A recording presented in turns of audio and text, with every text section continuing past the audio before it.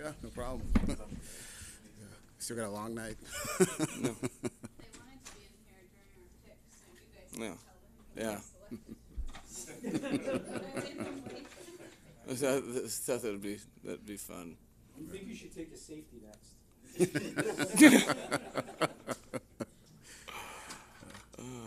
Oh, yeah, fire away. What do you feel like you guys achieved in day 3 of the draft?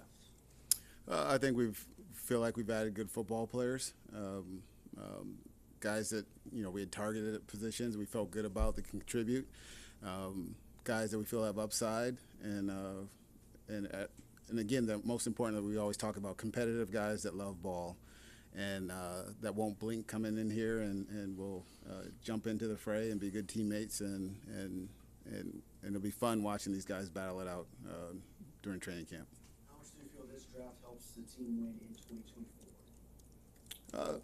I mean, we always feel that way, but it remains to be seen. Like, no one's given anything, here. We have some good players on the roster here, and these guys are going to have to work to beat them out and earn spots. But, yes, we selected them because we feel that they have a chance to contribute. But, again, they have to earn it. Nothing's given. And I think Mike and the staff have shown that over their 2 years here, that you earn your playing time here. Trading up for a running back and Jaylen Wright, you worked hard to get those compensatory picks next year. Mm-hmm. Why are you confident kind of using one now a year early? You can't use the compensatory picks until this time next year. So those, the ones we anticipated, were all protected. But it gave us some flexibility to move around, as we talked about us being active, trying to move up in the draft previously. But for us, we had Jaylen in on a visit here, 30 visit. Enjoyed spending time with him here. We spent a lot of time getting to know him. And obviously, his explosiveness on the field and what he does as a running back, his toughness, again, it's another guy that, when Mike started really watching him, he was excited for, as well as our scouts identifying him. So, again, it was the ability to add a good football player. And everything's about competition. It's a good group of guys. They understand that. So for us to add a good football player that we really liked and valued there on the board was an opportunity we couldn't pass. And Mike, to follow up, the competition you intend on having a running back this training camp will be what? How fierce do you think the competition will be? Yeah, that's. I think all players benefit. There's supreme urgency to do right with the ball if you deserve to have it. So I think that's overall. Yeah, the competition is fierce, and I think I'm fired up because we have a group of competitors that will satisfy a thirst for them. So it will be fierce. Depth, comes into question each and every year. So you're always looking for a full roster, and I think I was excited that Chris was excited to trade and add a player to a class, and the competition really across the board for our team. Mike, a question about the team's composition. You added more speed. Do you think you have the necessary physicality and toughness? Did you add it in the draft? Did you add it in the off season? How much of a factor do you think that is in football? No, it's interesting. I think it's interesting to me that that a component, the fast guys that we have on our football team. Yes, we like the fast guys, but it starts as football players. And there's a lot of football players we like, and when we have opportunities in different areas of the draft, it's our starting point isn't speed, but covering space in a limited amount of time. How fast you play on the football field. We get the opportunity to, when the opportunity presents itself, when Chris asks if you want to trade for Tyreek Hill, you do that. You draft players because they're football players, and if they're fast, that's cool. Coach, how do you envision Malik Washington fitting into the offense? I think he's competing with some the part of Malik that we like the most is there's some professional football players in that room that he's going to have to compete against to get opportunities, and he's we identified him as a person that and an athlete that would be up for the challenge, and that's a tall task, but so you know that when you're looking at these guys, and that's one of the reasons we felt like he was a fit to be here. Your reaction to that pick was the one that made TV this year. Well, see, that it's always confusing because everything on TV is on a delay, and every single time, 100% of the time, when we make the pick, that's when the pick happens. And so it's always the footage of what I'm doing after we make a pick, maybe 4 minutes later. So there's probably something hilarious that Chris Grier said. That was my reaction. Yeah, we did a lot of homework. It was a cool orchestration of us as coaches and me as a working relationship with Chris for 3 years.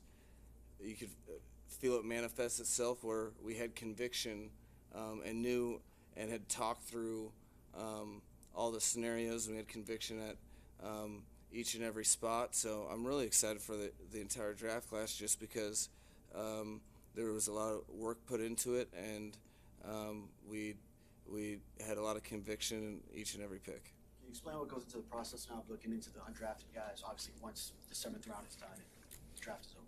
Yeah, it's again a lot of work that the coaches and the scouts do together. At that point, Mike and I really, it's a lot of it is the front board, as people call it, the draft board. No, I'm a big picture guy where we say get the good ones.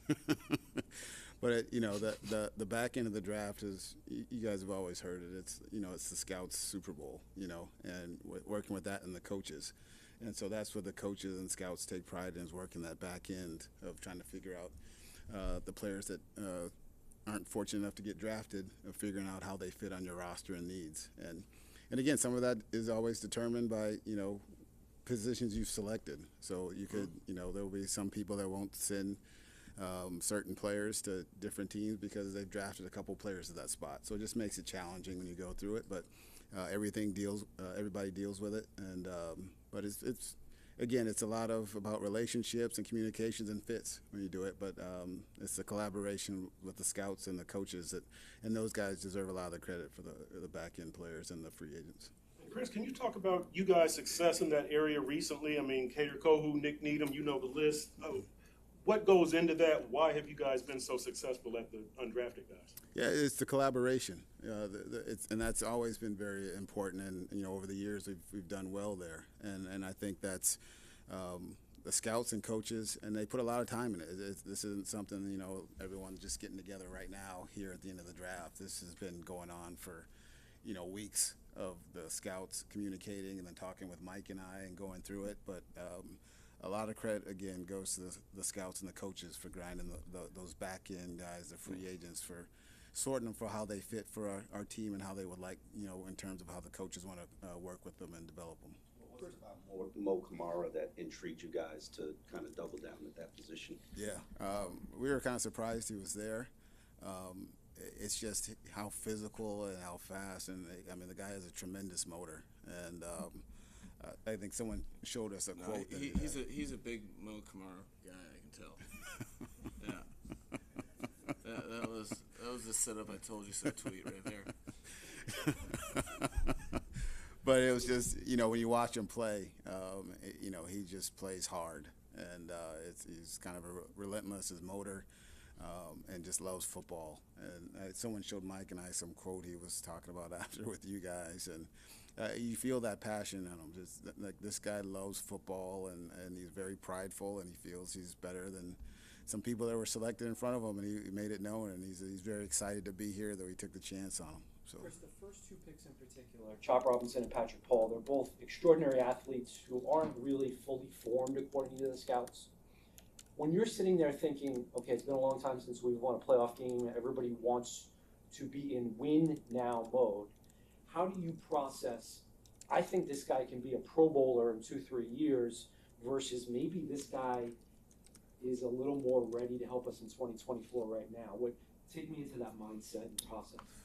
Well, we don't really worry about what other scouts and other people say. It's about dealing for the Miami Dolphins and how we feel where the player is at this stage and what he needs to do to develop as a player and what he can contribute and do. And we're always talking about how we think the player fits in and what he can contribute this year, possibly. There's no guarantees or absolutes, but we feel strongly in the players and believe in them. And this isn't, we're still trying to win this year. This is not about worrying about 2-3 years down the line.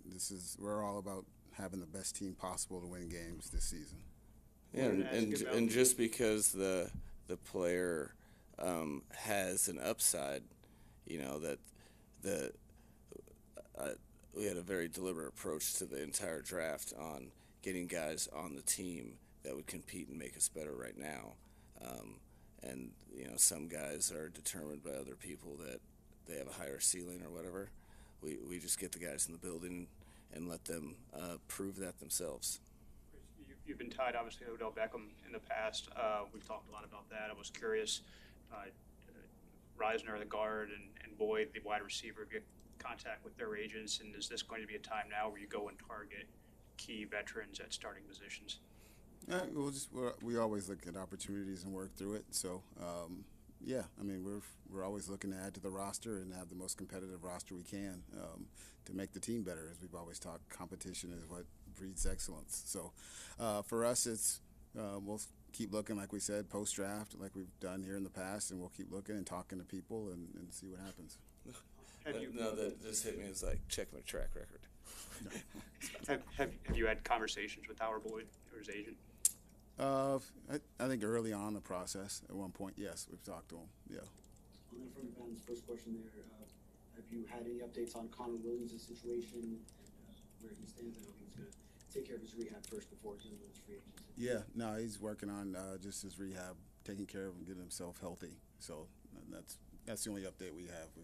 We've heard he's doing well, and I know a couple of our guys saw him recently. But but he's doing well, but he's focused on his rehab right now. Yeah, and when I talk to him, it's more about being healthy and deciding that when he feels good. But it's more just about spending time with his family and getting his body right. So he's in great spirits.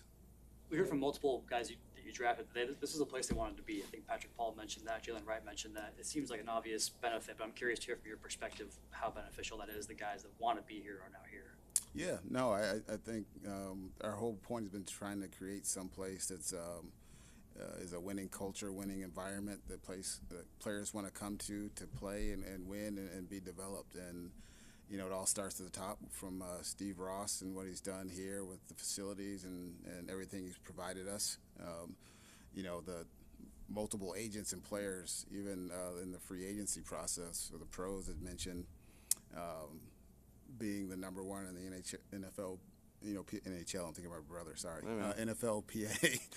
He's a great family man. Rankings about being number one and everything. So, and that's been brought up multiple times just from people that are paying attention to what we're doing. And I think Mike deserves a lot of credit for the environment that's been created here by the coaching staff, and what they've done and how they've handled players and the development they've done. So, it's cool. We've had, like you guys heard, John, who, when he signed here, said it was Hard Knocks he watched, and he thought it was cool watching, seeing how close the players were and everything we did. So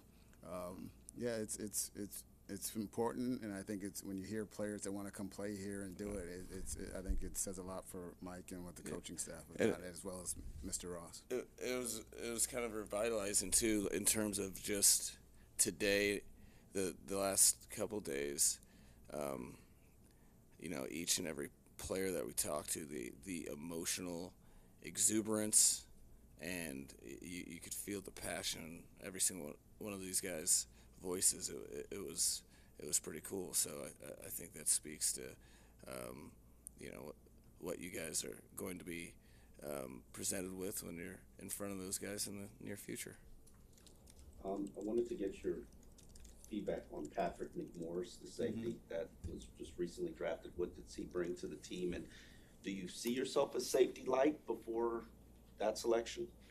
I mean, we feel good about the players there. Obviously, I think we could add more depth there, and so adding him was a player that the coaching staff and scouts had kind of identified focusing on, and so they were blowing up Mike and I here before that pick, like, get this guy. And they appreciate how he's a smart player, is competitive, plays hard, and I think we feel good about where he is and his development coming in here and competing for a spot. On day 3 of the draft, has Danny Crossman consulted more than days 1 and 2, and is special teams a consideration for the picks? He's consulted all the way through on it still, because it's special teams you're always looking at that, even when you're drafting players, whether they're returners or what they can contribute on special teams. Because in this day and age, you have to be a pretty special player if you're just doing your job, and if you're a backup player and you can't play on teams or anything. It's a hard thing to do in terms of the rosters and the way the injuries are in the game. So, Danny's consulted with us all the way through, and he works tremendously hard for us, giving Mike and I more lists than we can look at from We everything. are well aware where he stands on each and every player. So, Kickoff return rules affect you guys in this draft? Was it a consideration, I should say? yeah, it's in consideration. Yeah, you have to account for it, just because it's still a little bit of an unknown of how it's going to happen. It's either you may have guys getting tackled inside the 10-yard line every time, or the ball may be out the 40-yard line or more every time. So, yes, it's definitely something we've talked about a lot. I have Chop Robinson on the kickoff team. You never know. Mike, I know you're allergic to timelines for injured players, but Jaylen and Bradley, any chance we see them on the field this spring for the on-field stuff? I'll give you a headline.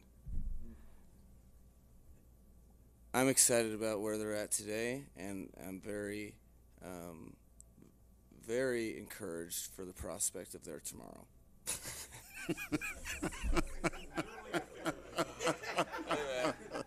Yeah. I'm telling you, it's I don't do timelines. It doesn't work. It doesn't make sense. It's like a hex. You're like, you put pressure on a date, and you make sure that it doesn't. You wish it not to exist. So I'm not doing that. Had to try.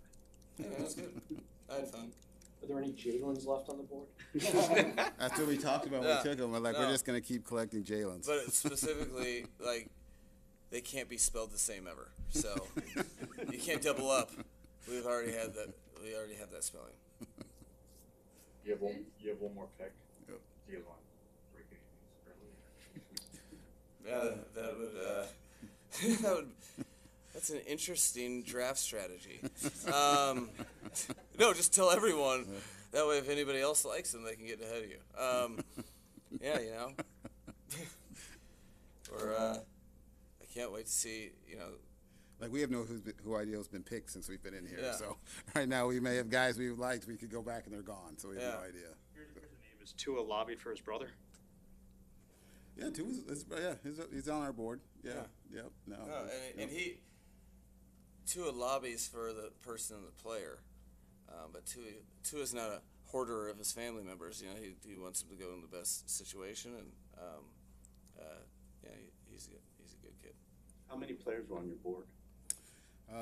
We ended up with a total. We backloaded a little bit. It was like 140 something. Yeah. Always a question I like to know. Yeah. Mm-hmm. Yeah. Not everyone answers it, but we're a place of transparency. Appreciate that. Thanks for coming out early. Yeah, thanks, guys. Thank you, guys. We appreciate it. All right. See you guys tomorrow.